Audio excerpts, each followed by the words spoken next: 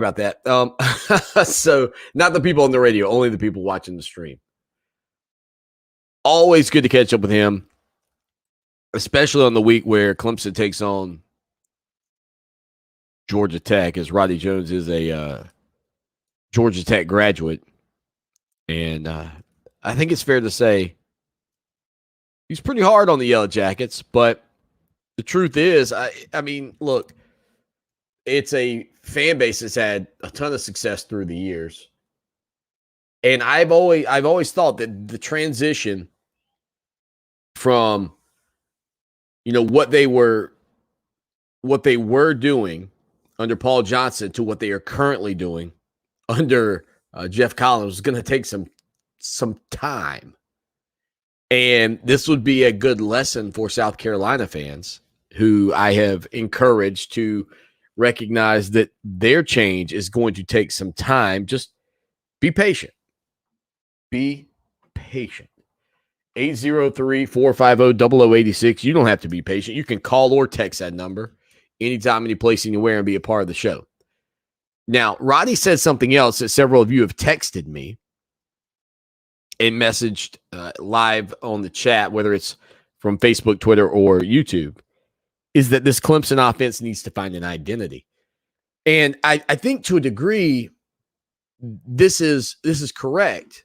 And let me tell you what this feels like a little bit. And so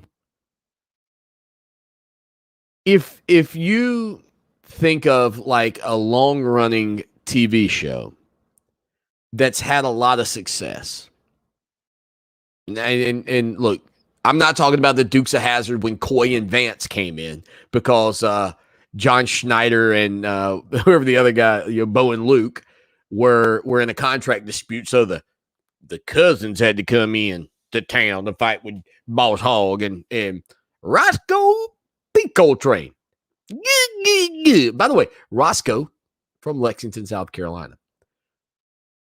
All that being said, that's not what I'm talking about, because Bo and Luke aren't coming back. Trevor and Travis aren't returning. This is essentially when you take a character and they go off to college and they vanish, and then there's somebody else you're trying to build up. You think Family Matters for a minute, right? Like Steve Urkel at one point was just this next door neighbor.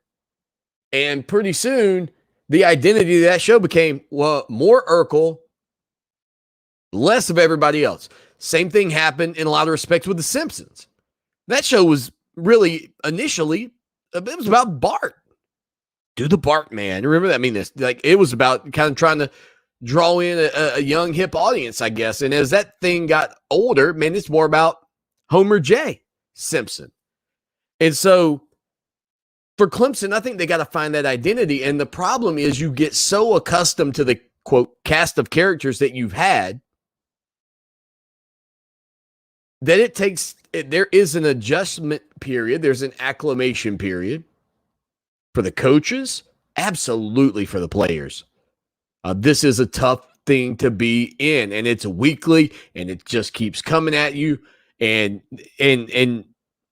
I think that's been a part of the problem for Clemson. Now, what I did like, and listen, it's not that I disliked anything Roddy Jones said, but the other thing that I did like that Roddy Jones said was when he was talking about slimming down that running back rotation. Now, the problem I think you have is that this Lynn J. Dixon, C.J. Spiller, Tony Elliott, Dabo Swanny issue would appear from the outside, and again, this is no inside knowledge on this, but would appear from the outside to be something where Lynn J. could just say, well, look, I'm done. I'm gone. I mean, he's already sitting on the third string. Dabo Swanny said that's just where he is. He's been behind Travis Etienne his whole career, and he at some point, as a competitor, as a player, you have to start saying, man, well, is this the best place for me? I mean, you already saw Ches Malusi, and this is the bad thing, in my opinion, about Lynn J. Dixon. if Ches Malusi is at Wisconsin having success, and you're Lynn J. Dixon and you're sitting third string at Clemson, how much longer are you willing to sit there? Now, it's easy to say, well, my parents raised me never to quit anything. But in this dog-eat-dog college football world, I mean, I truly think that there are people out there like a Lynn J. Dixon who feel like, man, I've waited for this opportunity. And yeah, you still have to go earn it. Like it's not handed to you.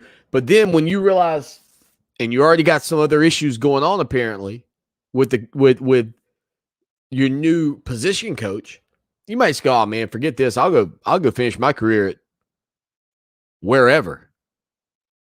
I'll go finish it at Houston. I'll go finish it somewhere where I get to tote the biscuit. I mean, that I think is one of the things that this depth chart and maybe the next couple of games, I mean, that could come to fruition. I'm not telling you Lynn J is going to leave Clemson, but with the rules in place and with the extra year that you're granted because of COVID-19, nothing would stop him. Nothing that I can think of. And so I think that could be a development. You talk about shortening the rotation a little bit.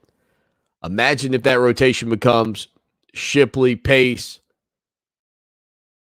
You know, maybe you end up working in more Mikey Dukes. Maybe Phil Maffa then has to come in and give up his redshirt year that I think they're trying to hold on to. I mean, that's one of the storylines that isn't a realistic thing yet or hasn't happened yet, but it wouldn't shock me if that's something we end up talking about before the season's in.